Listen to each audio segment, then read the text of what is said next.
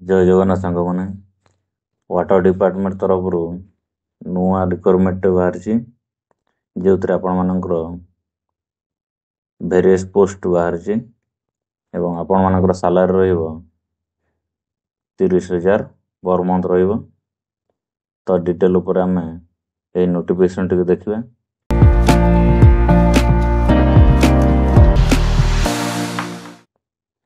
जदि तळकू स्क्रॉल करिया ताले एटी आपण माने देखि परतबे जे तार ऑर्गेनाइजेशन नेमटा होची central institute of fresh water aquaculture Cuttack एवं तार टाइप ऑफ जॉब रहिबो परमानेंट रहिबो, कैटेगरी रहिछि गवर्नमेंट जॉब रहिछि एवं नेम ऑफ द पोस्ट आपनकर रहिबो यंग प्रोफेशनल एवं टेक्निकल असिस्टेंट रहिबो।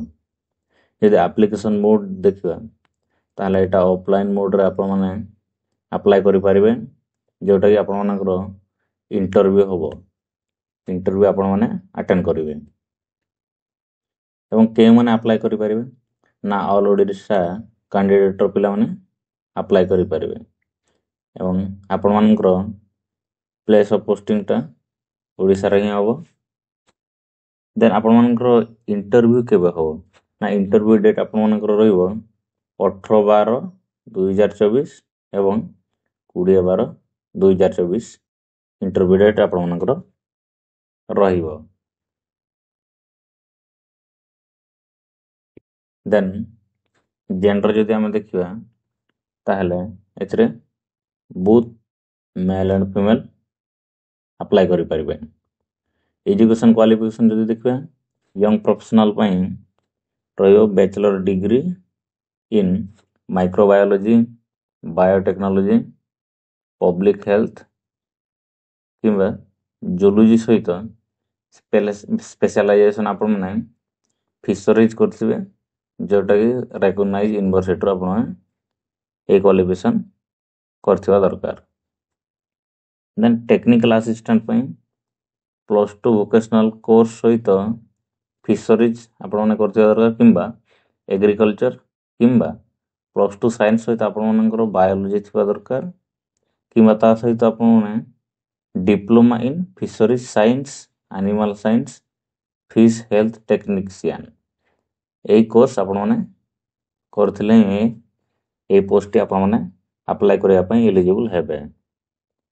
देन आमे जदि एलिजिबल एज लिमिट देखिबा ताले एज लिमिट आपण मानकर रहिबो 21 वर्ष मिनिमम एज रहिबो। देन मैक्सिमम एज आपण मानकर 45 वर्ष रहिबो।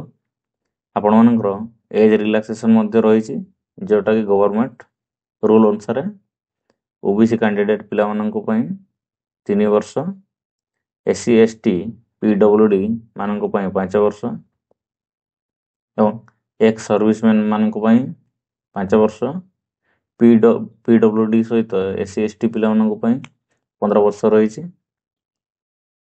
देन हम जदि सैलरी देखिबा ताहले आपण मानकर सैलरी रहिबो एथरे 30,000 पर मंथ आपण मानकर सैलरी रहिबो जोटा कि यंग प्रोफेशनल पई 30,000 सैलरी रहिबो आ टेक्निकल असिस्टेंट पई 15,000 सैलरी प्रति मास आपण मानको मिलिबो। देन सिलेक्शन प्रोसेस यार केमिति हबो ना सिलेक्शन प्रोसेस आपण मानकर इंटरव्यू हबो। देन आपण मानकर डॉक्यूमेंट वेरिफिकेशन हबो एवं एप्लीकेशन फी जदि देखबे एथरे आपण मानको कोनोसी भी एप्लीकेशन फी देबा को पड़िबो नै जोटा कि टोटली आपण माने फ्री रे याकू अप्लाई करि परिबे। देन डॉक्यूमेंट ऊपर जदि हम देखिबा आपण मानको फर्स्ट इंपोर्टेंट डॉक्यूमेंट जदि देखिबा क्वालिफिकेशन सर्टिफिकेट 10th +2 +3 आपण मानकर जोटा क्वालिफिकेशन अछि से अनुसार आपण मानकर डॉक्यूमेंट नै कि जिवे। Then certificate indicating the date of birth आपण मानकर डेट ऑफ बर्थ इंडिकेटिंग पई एसएसएलसी किंबा एचएससी सर्टिफिकेट आपण माने नै कि जिवे।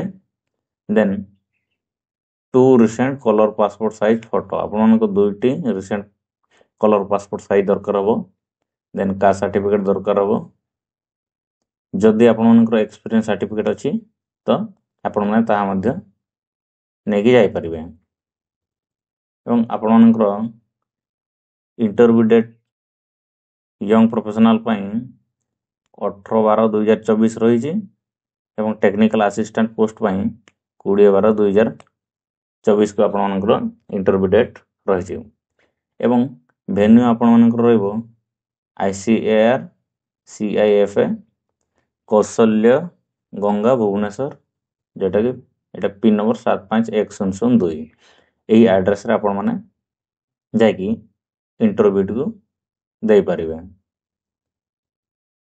18 रे गुटे इंटरव्यू रहइबा आपनकर 20 रे गुटे आपनकर इंटरव्यू टी रहिबो।